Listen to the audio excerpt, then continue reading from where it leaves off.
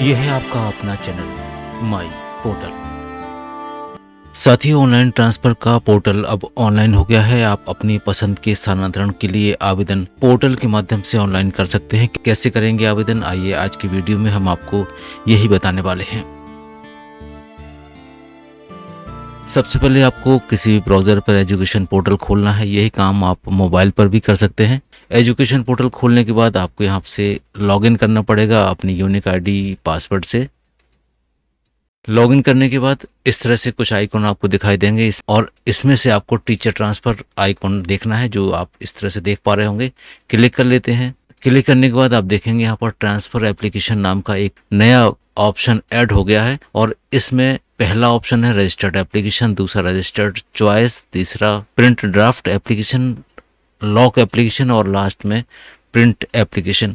इन सभी का हम आपको अर्थ बता दें ताकि आप किसी भी तरह की कोई गलती ट्रांसफ़र एप्लीकेशन भरने में ना करें। रजिस्टर्ड एप्लीकेशन, इसमें हमें अपने आप को रजिस्टर्ड करना है, अपने डेटा को, और जो भी कॉलम, जो भी पॉइंट्स आपसे पूछे जा रहे हैं उसका आपको उत्तर भरना है। इसके बाद रजिस्टर्ड चॉइस, इसमें आपको भरना है कि आपकी चॉइस कहाँ पर है, आप कहाँ जाना चाहते हैं, और इसमें आप अधिकतम 20 विकल्प भर सकते हैं। इसके बाद प्रिंट ड्राफ्ट एप्लीकेशन, यहाँ पर इस ऑप्शन से आप अपनी जो एप्लीकेशन बनी है उसका प्रिंट निकाल कर चेक कर सकते हैं। अगर इसमें कोई गलती है तो आप इसमें ऊपर वाले दोनों ऑप्शन से संशोधन भी कर सकते हैं। और जब आप एप्लीकेशन को फाइनल कर लेंगे तो फिर ये लॉक एप्लीकेशन बटन है, लॉक एप्लीकेशन बटन एक बार प्रेस कर देंगे तो आपका आवेदन लॉक हो जाएगा और यहाँ से आप उसका प्रिंट निकाल सकते हैं। चलिए बारी बारी से क्लिक करते हैं और देखते हैं कि इन ऑप्शन में हमें क्या क्या जानकारी भरना है। पहला ऑप्शन रजिस्टर्ड एप्लीकेशन का, क्लिक किया और इस तरह से आप देखेंगे यहाँ पर व्यक्ति की पूरी जानकारी दिखाई देती है। और एडिट करने के लिए हम इसके नीचे वाले पार्ट में जाते हैं। यहाँ पर आप देखेंगे नियुक्ति दिनांक लिखा हुआ है, लेकिन ये फील्ड फ्रीज है, आप इसमें कोई परिवर्तन नहीं कर सकते हैं।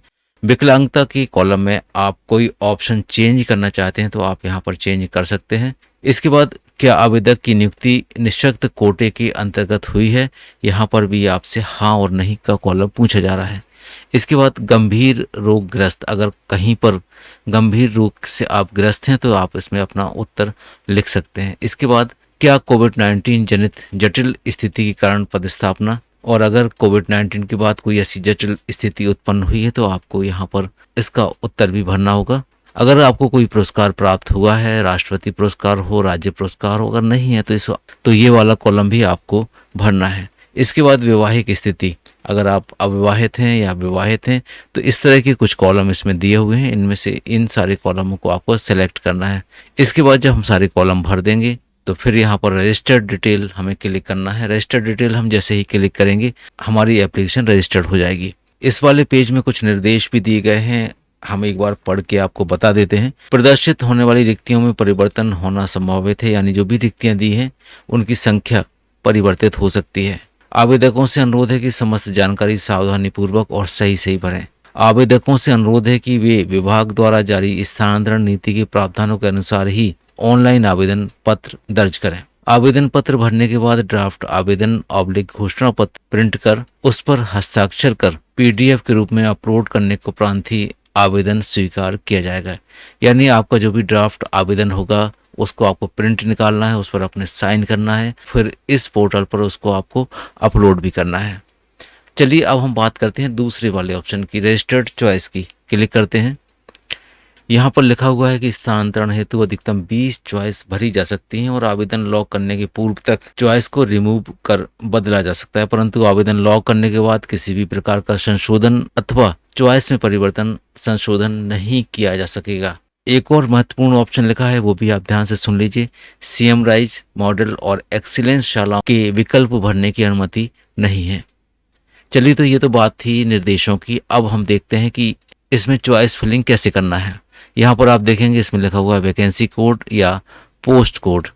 अब इस कोड को हम कहाँ से प्राप्त करेंगे, और इसके लिए आप नीचे देखेंगे यहाँ पर बना हुआ है ऑप्शन स्वैच्छिक स्थानांतरण विकल्प। देखने के लिए यहाँ क्लिक करें। अगर आपको ये पोस्ट कोड या वैकेंसी कोड चाहिए तो आप यहाँ पर क्लिक करके प्राप्त भी कर सकते हैं। चलिए क्लिक करते हैं।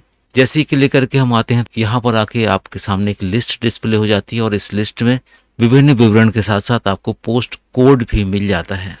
आप जिस भी शाला के लिए अपनी चॉइस भरना चाहते हैं उसका पोस्ट कोड यहाँ पर कॉपी कर लीजिए।